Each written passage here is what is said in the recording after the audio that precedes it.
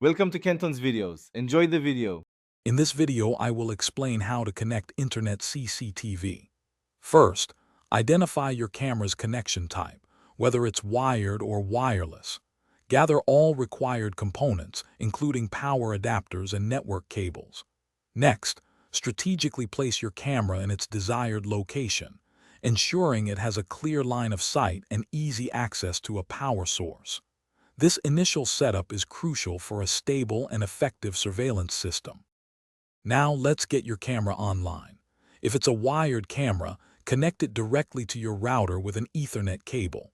For wireless models, follow the manufacturer's instructions to connect it to your Wi-Fi network.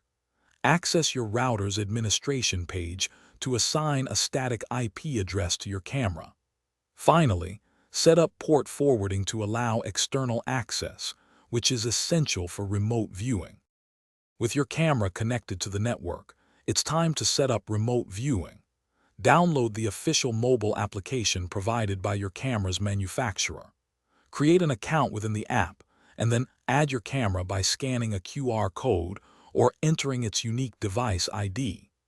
Once added, test the live feed to ensure everything is working correctly, and adjust any image or recording settings as needed for the best performance. Finally, let's talk security and advanced features. Always change your camera's default password to a strong, unique one to prevent unauthorized access. Explore additional functionalities like motion detection alerts, scheduled recordings, and cloud storage options for enhanced surveillance. These features can significantly improve your system's effectiveness. Also, for a great resource on personal finance, check the description for a link to a book that can truly change how you think about money, along with other helpful deals. Thanks for watching. Consider subscribing if we helped you.